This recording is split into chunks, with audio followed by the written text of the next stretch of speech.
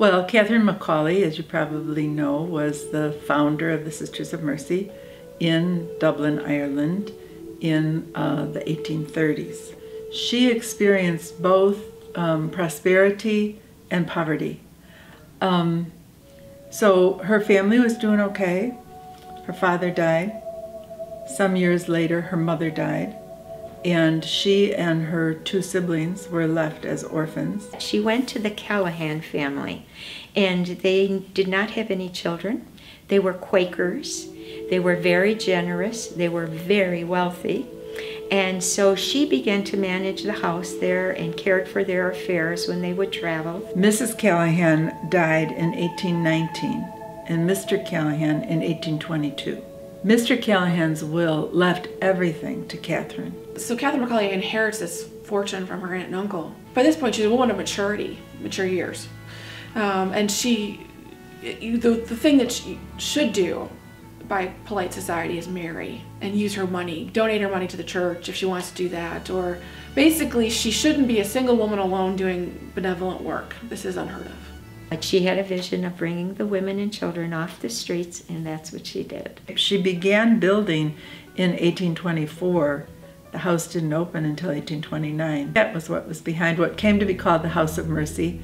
So when she built the House of Mercy, one of the first things she wanted to provide was safe housing for young women. And there are women living with her at Bagot Street who are believing what she's doing, want to have a life devoted to serving others. So everywhere that the Sisters of Mercy went, when they went to a new town, let's say, to start a new convent, what we call a new foundation, they immediately would provide housing for women if there were some in the area who needed it. There's a story about Catherine Macaulay having a young woman knock at her door. The woman was desperate. She was working in the house of some rich family, apparently, and the master of the house was making advances on her, and she wanted to escape the situation, but she had nowhere to go. She turned to Catherine. Catherine had no means of taking her in. The house Catherine lived in wasn't her house. She referred the young woman to a charitable ladies organization, but they had to have a committee meeting in order to decide whether to take the young woman in, and their committee only met once a month. Needless to say, the young woman found no refuge. And Catherine used to insist that the poor need help now, today, not tomorrow. So I think that one of the things that she was very anxious for the Sisters of Mercy to do was to respond to need as it presented itself. They had several challenges, I think, starting out. First of all, there was a challenge of doing what they wanted to do when sisters, nuns, were not supposed to be doing that.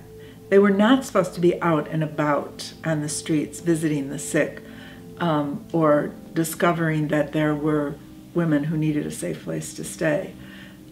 So there was a lot of criticism that they couldn't really be authentic sisters because they were doing things that sisters never did. So the term walking sisters started in Ireland as a kind of derisive term. Oh, they say they're sisters, but look, they're out walking about the town. They can't be. So these are the walking sisters, that kind of thing. So there was that obstacle. There was the obstacle of poverty, money problems. They were poor, The money that built Bagot Street didn't sustain them for beyond that. So they depended on other people, and because they were educating poor, they didn't get very much money. So she was in Ireland. It was a place where opportunities for women were very limited, and much of that limitation came as a result of lack of education. So she saw that education was a key that would open a lot of doors. Then there was also sickness and death. This was a time when tuberculosis was rampant and there was no known way really to cure it. Catherine herself died of tuberculosis. All that illness and death somehow did not keep people from wanting to join the community. Didn't seem to scare them away. So she took that as a sign that God was blessing their work despite all the struggles. there were women here who fought the good fight to try and make this happen.